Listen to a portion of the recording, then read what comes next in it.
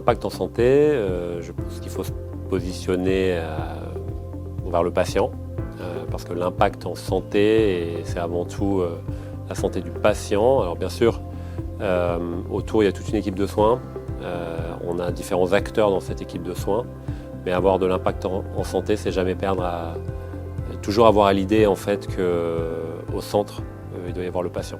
Je pense qu'on peut synthétiser ça comme ça. Et si on a cette boussole, je dirais qu'on sait qu'on est en face de quelque chose d'utile. On aimerait dire que l'impact sera uniquement positif. Je dirais que quand même, la réponse est un gros oui, mais il y a quand même certaines limites à l'IA en termes disons de bénéfices pour le patient.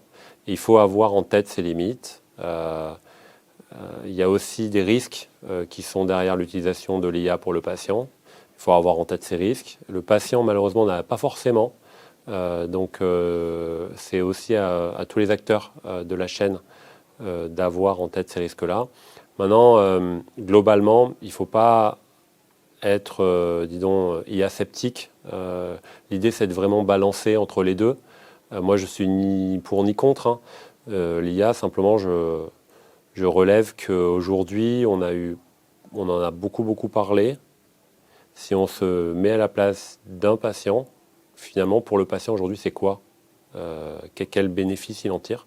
Il y a probablement des cas d'usage où l'IA va avoir des impacts très positifs, que ce soit d'ailleurs de manière isolée, hein, j'ai pas peur de le dire. Je pense que souvent on dit on va entendre l'IA va pas remplacer le médecin. Alors c'est pas vrai, hein.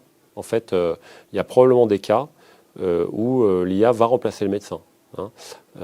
Et tant mieux, hein, puisque du coup ça va libérer le médecin. Là pour le coup vraiment le libérer pour pouvoir avoir du temps, pour passer plus de temps avec les patients qui le nécessitent. Il y a probablement des gens qui sont on va dire, peut-être réticents et peut-être moins orientés technologie. Et ça, c'est un frein aujourd'hui, mais de moins en moins à l'IA. Mais à l'opposé, on a des gens qui sont très technophiles, qui vont partager leurs données sur Internet. Et ça, c'est pas là où on veut aller, quoi.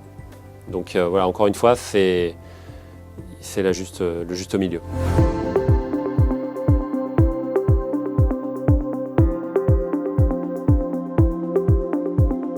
Moi, je suis dans l'âme quelqu'un qui aime bien innover. Donc je pense que le rapport personnel innovation n'est pas modifié. Aujourd'hui, l'IA offre plutôt une nouvelle perspective, des horizons énormes, notamment quand on va traiter différents types de données. Moi, je suis radiologue, donc c'est principalement l'image, hein. Mais aujourd'hui, ce qu'on voit avec les données textuelles et les LLM, clairement en santé, c'est une révolution. L'IA agentique, avec des agents en fait, qui vont permettre de faire plusieurs tâches séquentielles et un agent supervisant l'ensemble. On voit tout de suite qu'un certain nombre de métiers dans la santé, alors pas forcément effectivement les médecins, mais des métiers qui sont autour, qui risquent de disparaître, très sincèrement. Il y a des choses qu'on peut automatiser sans que effectivement, ça pose un souci particulier. Je ne pense pas aujourd'hui que ça pose un souci particulier, par exemple, de prendre rendez-vous via Doctolib, plutôt que d'essayer d'appeler un centre d'imagerie qui ne vous répond pas. Voilà. À l'opposé, vous avez fait votre examen. C'est toujours embêtant d'avoir Doctolib au téléphone qui vous dit qu'il faut appeler le centre, hein. Donc, de ne pas avoir d'humain au milieu, c'est toujours un problème. Parce que l'IA, pour revenir sur ce qui va se passer, je pense que l'IA aujourd'hui, principalement, ça va être de l'automatisation. D'accord ? Donc on va enlever de l'humain, un petit peu. Donc ça, il faut être attentif à ça. Attention, hein, tout le soin, je veux dire, hein. Le fait d'avoir une secrétaire à l'accueil, c'est toujours nécessaire, hein, en fait. Parce qu'on sait très bien que voilà, il y a des choses qui sont dites, qui ne sont pas forcément dites devant le médecin. Donc moi j'aime bien mettre la dimension patient en avant, en fait, quand on parle d'IA. Que c'est beaucoup. Ils vont pousser pour avoir de l'IA. Et encore une fois, il faut vraiment se poser les bonnes questions, quoi.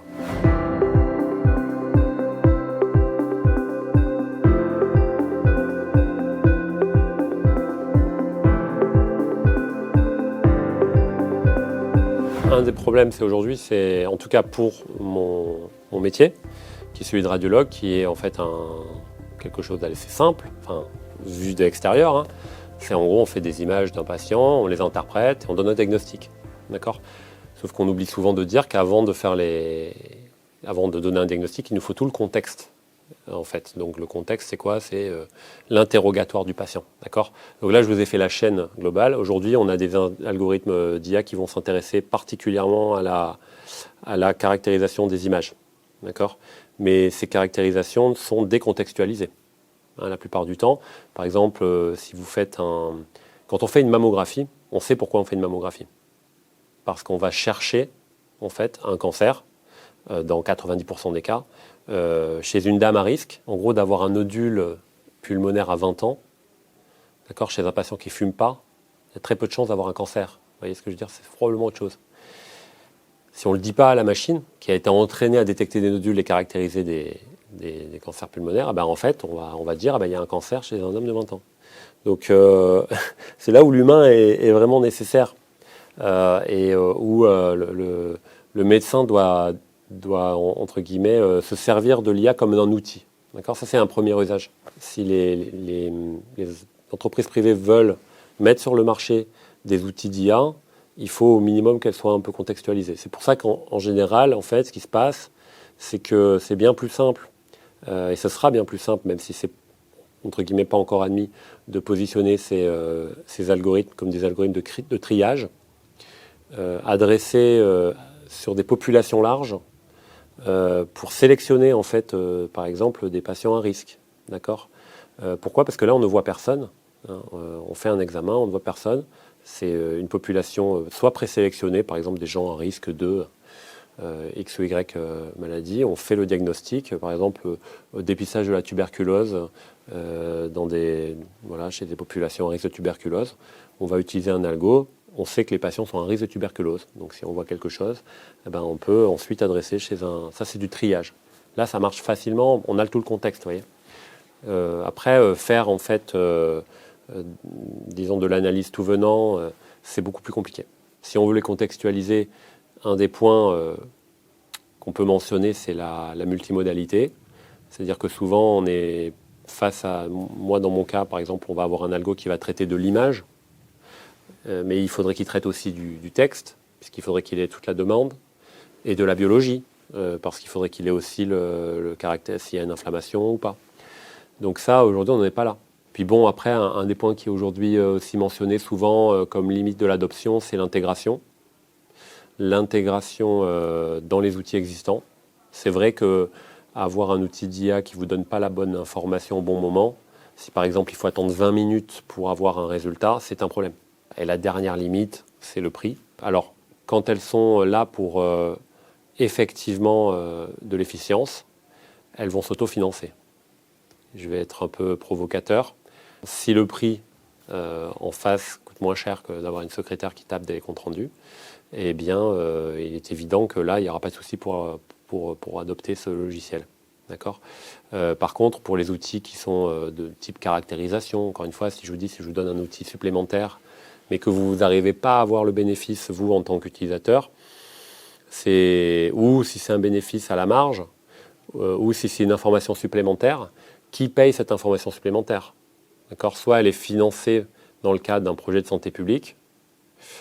Si elle ne l'est pas, est-ce que c'est le professionnel de santé qui doit le payer ? Est-ce que c'est le patient qui doit le payer ? Ça, c'est aussi aujourd'hui la vraie discussion, en fait. Et surtout en France, où les soins sont remboursés.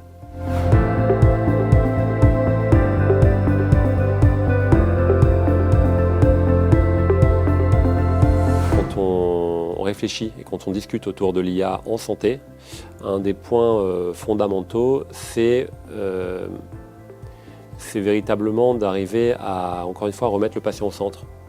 Parce qu'en fait, on parle beaucoup d'IA. Donc, sous ce terme-là, on a énormément de choses. On l'a vu lors de la table ronde. Et finalement, on a dit, je crois, à un moment que l'IA qui allait exploser, c'était l'IA d'automatisation. C'était ChatGPT, c'est la rédaction de documents, c'est la qualité, le contrôle qualité. C'est pas des choses qui sont très sexy. et qui, dans le cadre en fait par contre, dans le cadre de la e-santé, ont énormément de valeur. Pourquoi ? Parce qu'une des particularités de la santé, c'est la qualité. Et l'IA peut vraiment jouer un rôle et faciliter la tâche à de nombreux acteurs de santé. Vérifier certains éléments, vérifier l'âge du patient, pour l'identito-vigilance. Il y a énormément de choses qu'on peut faire, qui ne sont pas des choses très très complexes. Donc forcément, c'est pas pareil que de dire découvrir des nouveaux médicaments, dépister le cancer, aller chercher certains patients qui seraient les bons patients et qui leur donner accès à des traitements. Ça aussi, ça sera des applications de l'IA. D'accord ? On discute de tout ça. Donc c'est bien de mettre tout le monde autour de la table pour comprendre en fait les enjeux derrière.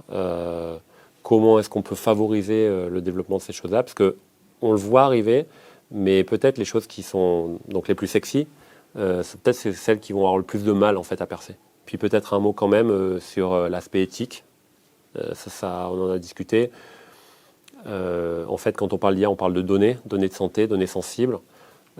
C'est un point vraiment à ne pas négliger. Voilà. Parce que, encore une fois, se plaçant vraiment, si on est un patient, on ne peut pas faire l'impasse là-dessus, quoi.